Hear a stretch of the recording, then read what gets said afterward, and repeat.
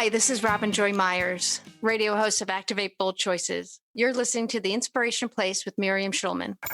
It's the Inspiration Place podcast with artist Miriam Schulman. Welcome to the Inspiration Place podcast, an art world inside a podcast for artists by an artist, where each week we go behind the scenes to uncover the perspiration and inspiration behind the art. And now, your host, Miriam Schulman.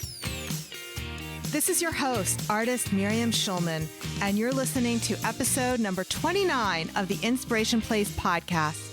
I am thrilled that you're here. Today, we're talking all about fear. In this episode, you'll discover why fear is an advantage and also a gift, why alone time is so important, and also the 4 H's of self-doubt.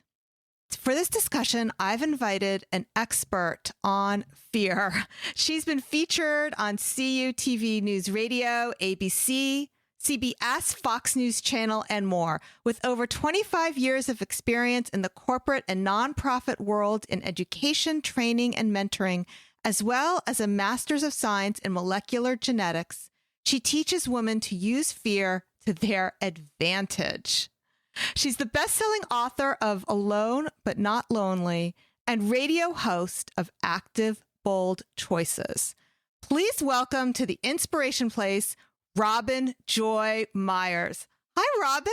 Welcome to the show. Thank you. Thanks for having me. I'm so glad you're here. Robin, the reason I invited you is because a lot of my audience are artists and people who want to be artists. And as I'm sure you're aware, fear is one of the top stumbling blocks that keep people stuck, which is why I'm so excited to have you on to help us uncover some strategies that people can use, maybe not to live a fearless life, but hopefully one with more courage. Well, as you know, I have an artist of my own, my youngest. I used to think living fearlessly, that we used to use that term, live fearlessly, and I even thought the same way until I really got into the science and genetics of fear. It's not getting rid of fear. It's just using it to your advantage to serve you. Or doing things anyway, even though you're afraid. Definitely. It's kind of like a wake-up call to be in that moment and to choose, if it's a good fear, to kind of excite you as to why you're feeling it and get you very in tune to yourself as to why you're feeling that fear and to move through it. Scientifically, fear is a natural thing. We have it. Well, most of us have it. I'll tell you why some don't. Sociopaths? No, actually, there's a genetic disorder. I'm a molecular geneticist, and there's a genetic disorder called Urbach-White disease. It's a mutation that blocks people from feeling fear. I like to think of it like, imagine going into Central Park at 3 a.m.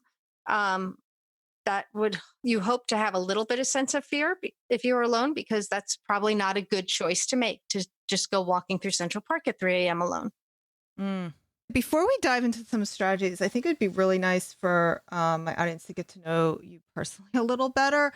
So let's talk about, you said your daughter's an artist. Can you share a little bit about that? So I have 3 children, 2 boys and my daughter. She's 22. My middle son is 24. And then I have almost 27-year-old. They're all so different. It amazes me that the same 2 parents can have such different children. But my daughter is an actor.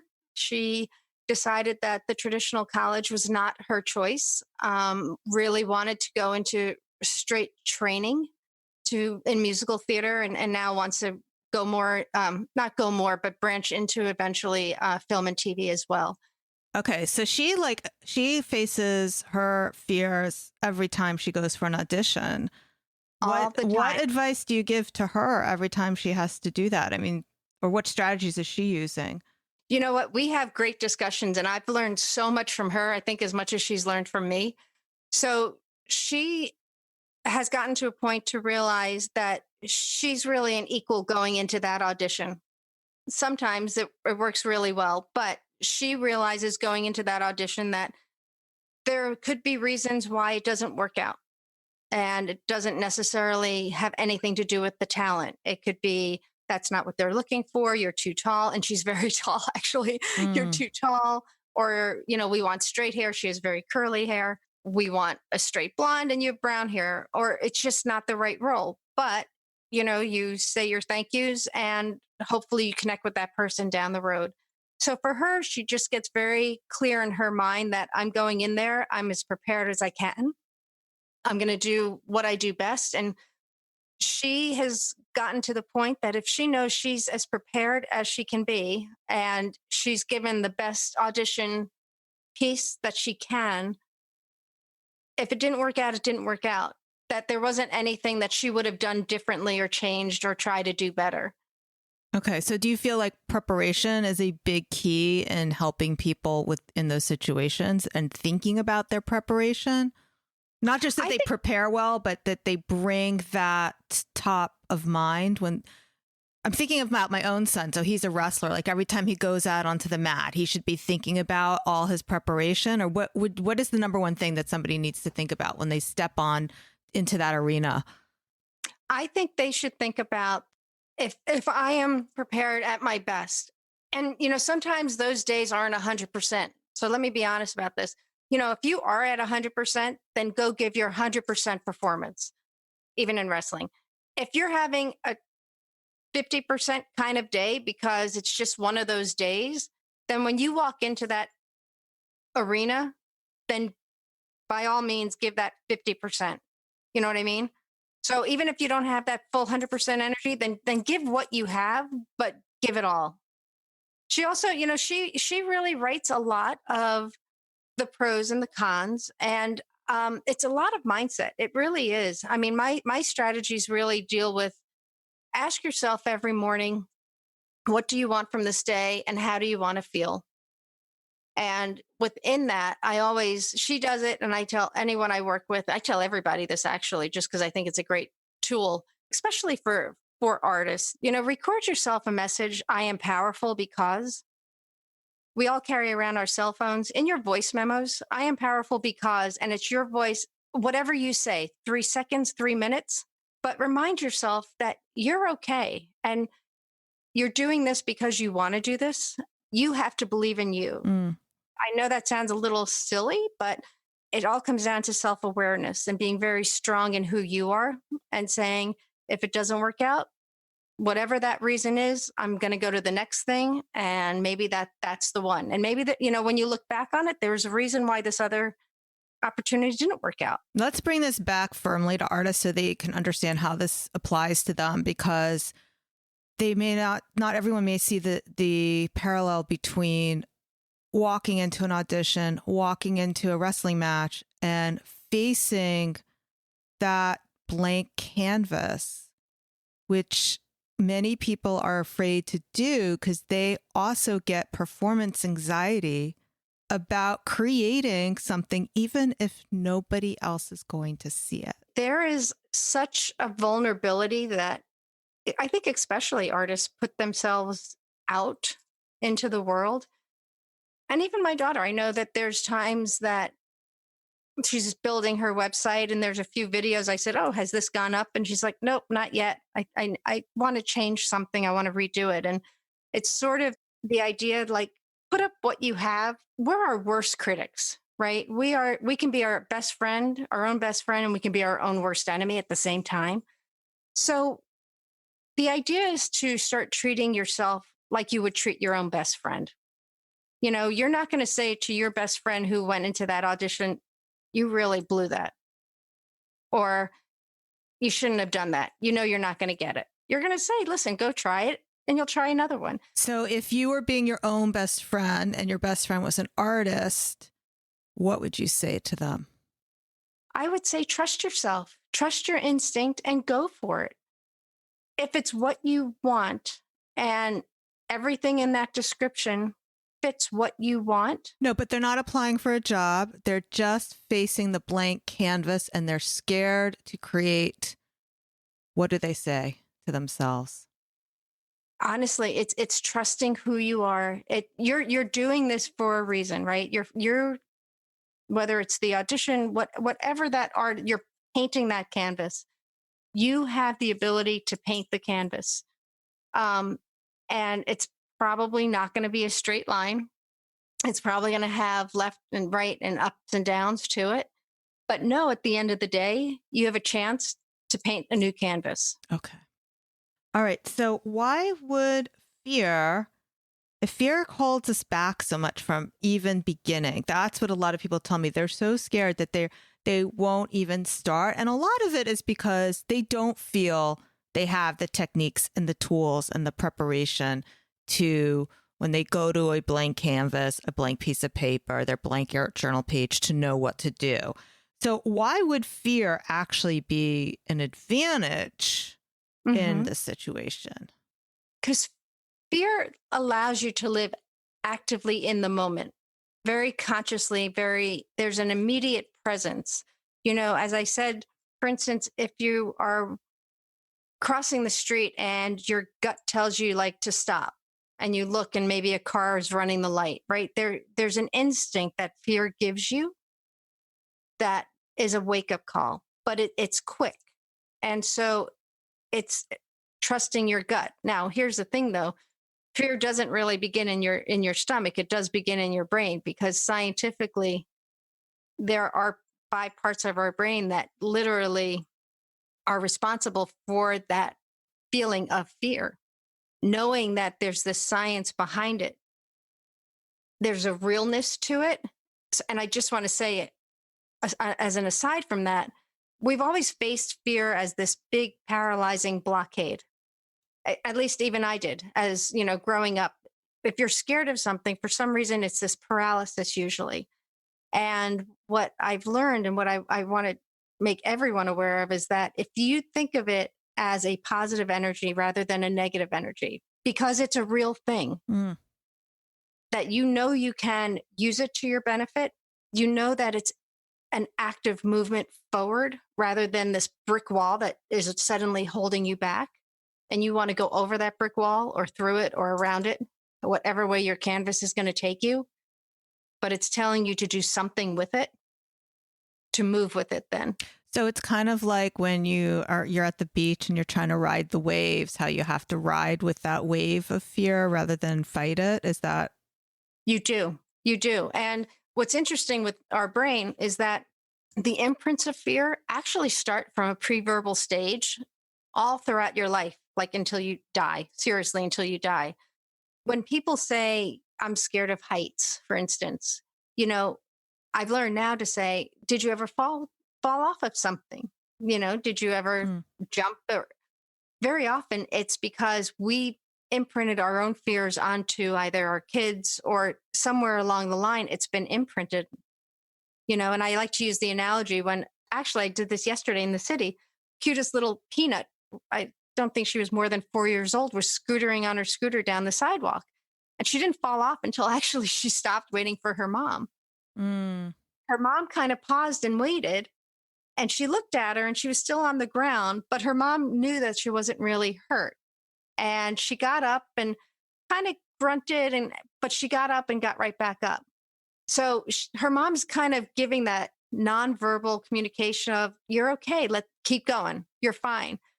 Now, what I've also seen is, and I probably have done it to my own children, when you jump up and you respond out of your own fear, like, go, oh my gosh. What are those? Yeah. That's the child who suddenly breaks out in tears. Yeah. Right? Yeah. That little thing that might have happened almost starts an imprint of fear of falling and trying and moving forward. So if you think of it like a timeline of a 4-year-old having that one fall, and that could just build and build and build to maybe even riding a bicycle, to driving a car, one little incident can literally drag. So what I say is you actually have a choice to keep the imprints that serve you. And this is really good for artists, and remove the ones that don't. So for some reason, if you're really fearful of just trying something, what's the harm in not trying it? Okay. What's the worst answer that you're going to get? Probably just a no. What your story reminds me of is the way my husband and I worked on helping our kids learn to ride their bikes.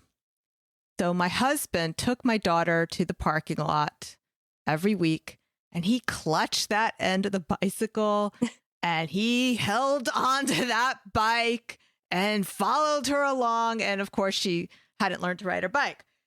So then I took her out to the parking lot and she got on the bike. And I said, okay, go pedal and don't stop. So my husband's so mad because I got the credit for actually teaching them how to ride their bike, but because I was willing to let go, Right. and Right. let them do it, let them fall. That really is what needs to happen in any creative pursuit. Is you have to let yourself risk falling and not succeeding in order to do it. You're never going to have a guarantee that your painting is going to come out, that audition's going to go well, that you're going to win the match, but you have to be able to risk all of those things in order to get to the other side. You have to be, and you have to be able to get up and try again, right? The percentage of the one hit, one audition, one hit, whatever that is probably rather slim. And that's just growing, that's just growing in life, failures versus wins, and being able to get up and pivot, and maybe you find out you like something that's similar but could be slightly different, and it opens another door as well. So when you're feeling like you're excited but you're that little bit scared, it's a good thing. It's like a go for it good thing. Yeah. And just to finish the analogy of the bike, I think what my daughter, she's my oldest, so I have two kids, so she's the first one I taught to ride her bike. It's not that she didn't fall down when I finally let go, but she was able to ride herself long enough that she could see that it was possible. Mm-hmm. And when my husband was clutching that edge of her seat the whole time, he is basically non-verbally telling her that you can't do it by yourself. Good analogy. So once she saw that she could do it by herself, yeah, she was going to fall. But it's the same thing with painting too, that you might mess up your painting, but you're not going to see what you can do until you start. That's so true, though, about painting, and you might end up with something magnificent that grew from that one stroke that you thought was the worst thing that could have happened. And it's not like you do one painting and that's your masterpiece. I mean, if you look at the great artists like Monet, he did a series of haystacks, right? And we don't see the ones he threw out, and we don't see the ones he painted over. We only see the ones he liked and kept. And it's the same thing. Like if you keep going until you make a mistake and you felt like you ruined it, you can do it again. And next time, not do that thing that you didn't like. So. Well, that's a really good point, even with the artist thing, and social media, because as you said, it was only the one piece that he liked that he put up. And I think with artists in particular, when you see that world of yours and people posting, oh, I've got this role, or, this was amazing. You don't know how many tries and what they did beforehand or how that worked out. Right. So congratulations. And that's fantastic, but it doesn't mean that you're not doing it right or that you failed, I guess is the best way to put it. Yeah, absolutely. Yeah, I don't show everything I do online for sure. And then there's things that I'm showing that maybe I'm pulling from the archives. So like I'm pulling the best of the best because that's what people like. And maybe they want to see my mess ups too. Well, I do have an online membership site where they get to see everything. They'll get to see my mess ups and how I fix them. But when I'm posting things online, I tend to curate it. That's neat. So you talk a lot about alone time, which I love. So why is alone time so important, and how does that relate to overcoming fear? I think alone time is one of the most important things to do and to build into a morning routine of some sort. My book, Alone But Not Lonely, was kind of my journey of alone being a loneliness isolation time of my life until I kind of woke up and realized what alone time really should be. And what it should be is really a self-awareness time. The reason it's so important is because you really have to know who you are, and you really have to know what you need and you want and what your non-negotiables are in professionally and personally, because you're the same person showing up. until you get to that, and that helps with the fear because you're going to understand as you go through that fear of should I be fearful and how am I using that fear? And that's a good thing. And I'm going to shift it because I need that fear to help me move through this part of my life. So I really recommend that everyone, even if you start with 5 minutes and you can only get into the routine 3 days a week for like 2 weeks, and then you add a fourth day to it, ask yourself, how do I want to feel? And what do I need from the day? And it's really for you to set your intentions and understand who you are. If you like to journal, great. If you like to meditate, great. If you like to listen to podcasts, get a snippet of a good inspirational podcast. I know someone who likes to pick a word a week, an affirmation word a week, but just focus on you and not everything else around you, which includes the family, the dog, the cat, whatever else, the lunches. Yeah. It really is just your kind of sacred time. My husband gets up earlier than I do to go downstairs, and he has a whole routine. And God forbid I should go down there in the middle of that, because he's told me once I'm not allowed to exist that early in the morning. That's funny. Yeah. So, so I try not to interrupt him with his alone time. There you go. Yeah. You also talk about the 4 H's of self-doubt. So I'm really curious about what that is. Well, as we know, self-doubt can really turn our day spiraling downward very easily. And as I was saying before, being your own best friend, we can talk so negatively to ourselves and spiral our good mood into a bad mood rather quickly as well. So the 4 H's include hesitation, hiding, helplessness, and hypercritical talk, which is the negative talk. Yeah, so a lot of people suffer from that in my audience. We call it the inner critic. Right. Yeah. Exactly. Hypercritical talk just worked for my H. That's all. Right. It's a good alliteration. Yeah. Just needed the H. Right. So any one of those H's can stand on their own. But when you combine 1 or 2 or 3 or 4, you really get yourself into this negative downward well, really. Tornado not going in the right direction.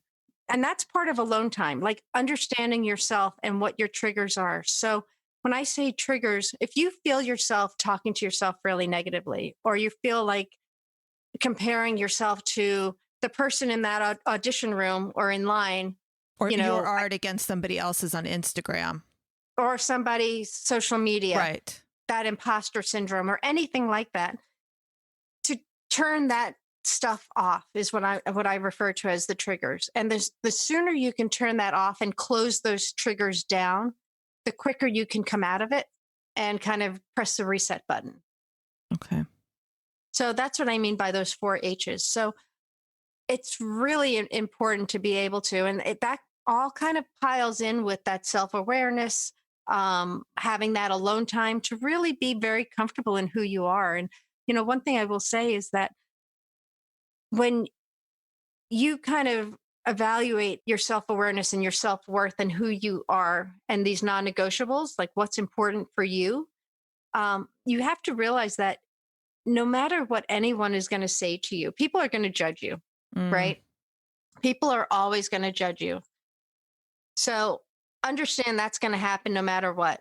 What you have to do, though, is say, I know who I am. I can go to bed at night knowing I'm a good person. I did my best. I tried to do what I could do today. Whether something happened that you wanted to change, tomorrow's a new day and a blank canvas and you're going to start again. But no one is going to be able to validate you but you. So even if there's that judgment or someone says, hey, you were fantastic today, and you don't believe that, it's still not validation, right? So all of that self-awareness and knowing your triggers, it all becomes really important. And I honestly do believe it starts with that morning quiet time. So Robin, what you're saying is that external criticism and external praise, that neither one really sinks through unless you have unless it validates what you're already feeling yourself. Is that right? Right. Unless you allow it to validate you, I guess, or believe it, Okay. because you're the only one who can validate whether you feel like it was I mean, let's just take an audition, just to take the word audition in there. Um, if you felt it went, then no one's going to tell you it didn't. And if you love your painting, And that's if you it. love your painting, doesn't matter if someone says, I think that looks ridiculous. Right. It's your work and you're very happy with it. Right.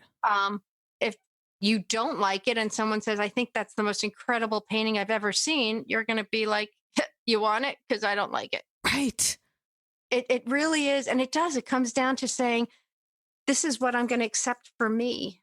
This is my world. And it comes down to really self-care. And it's not, I say like, sort of like when you're on an airplane and they like put your oxygen mask Yeah. on and then put it on your child. Yeah. If you don't take that time for you to breathe for yourself. Yeah. And very often that's a great reset itself. Like just go take a deep breath. If the nerves are getting there, Yes. just go center yourself. Look in a mirror and center yourself and take a deep breath.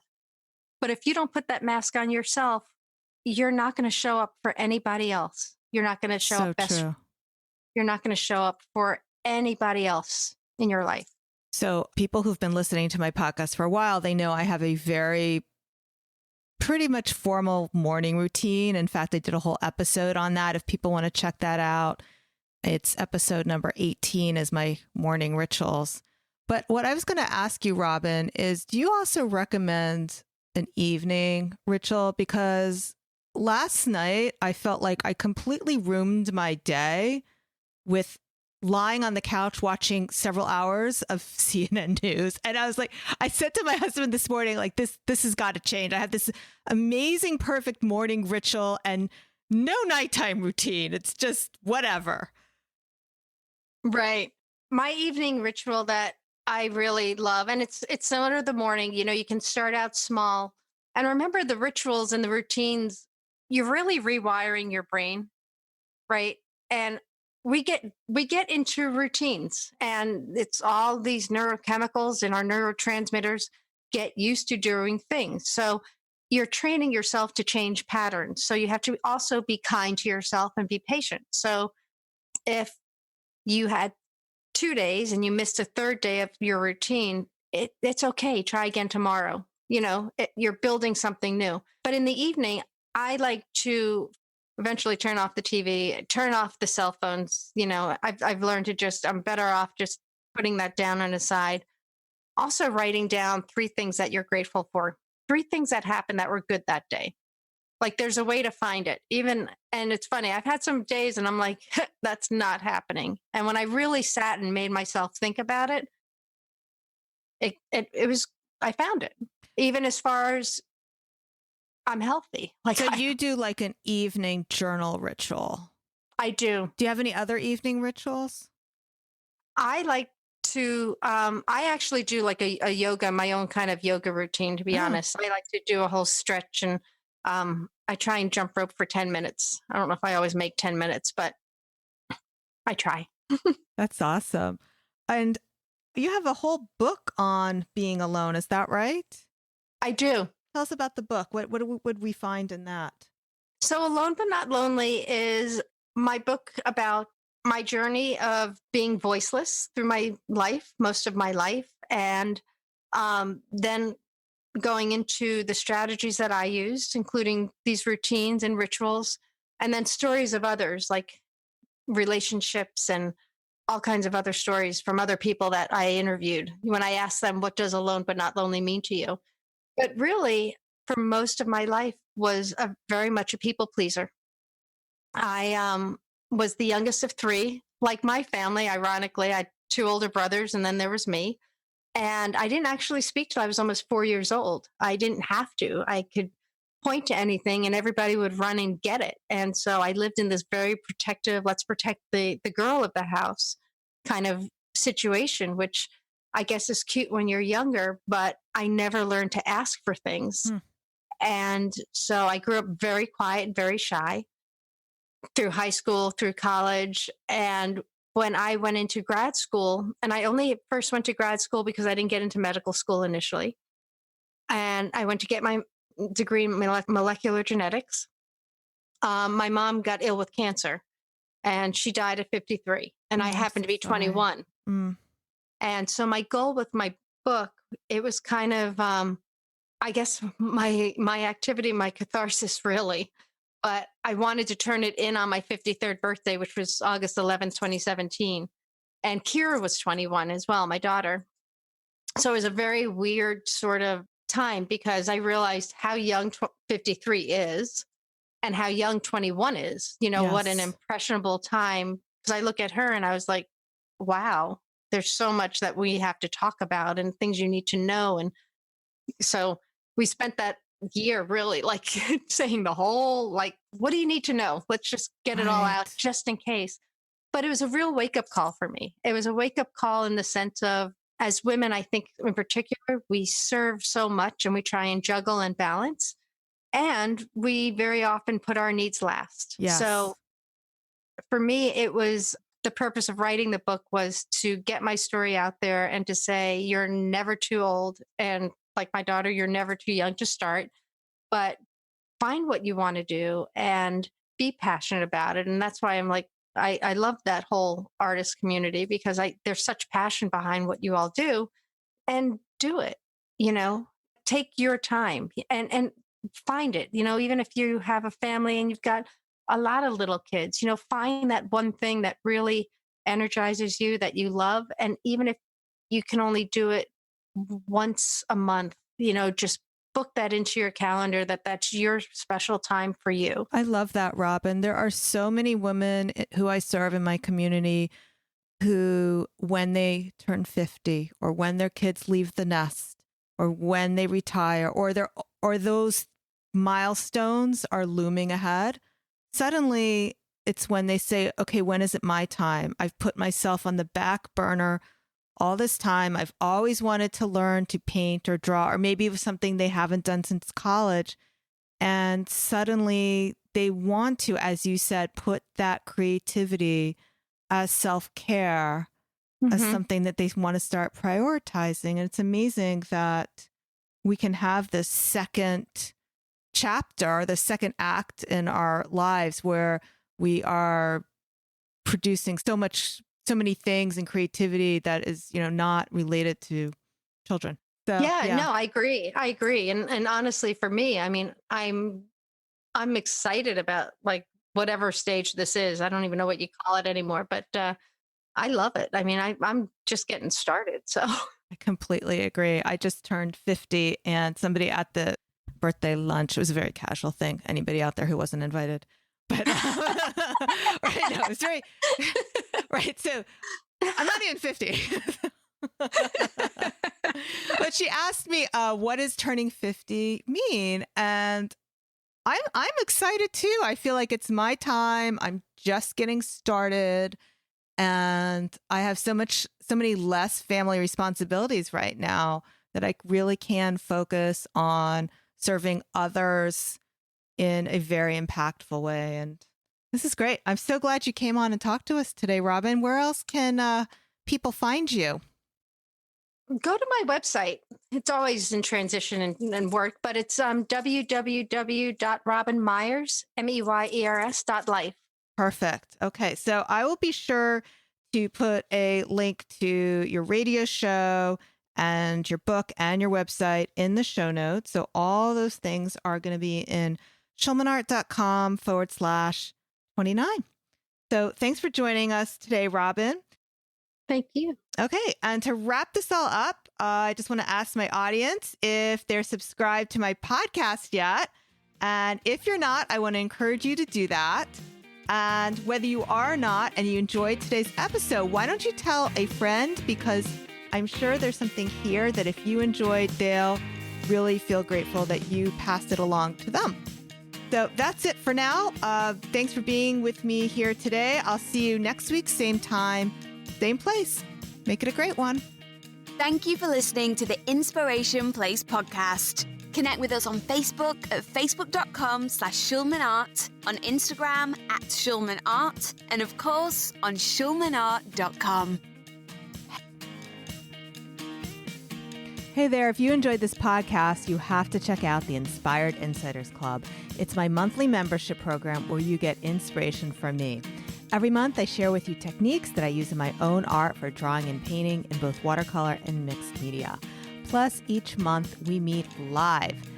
We talk about inspiration and ideas for how to make the art in your own style, and you can get to ask me questions or even get critiqued on your art. If you're feeling stuck in your art and your goal for 2019 is to unleash greater creativity or to spend more time painting, but you need a little help creating that habit, then the Inspired Insiders Club will help you get there. Come join me over at schulmanart.com. That's schulmanart with a C.com/join. I'd love to have you join me in the Inspired Insiders Club. See you there.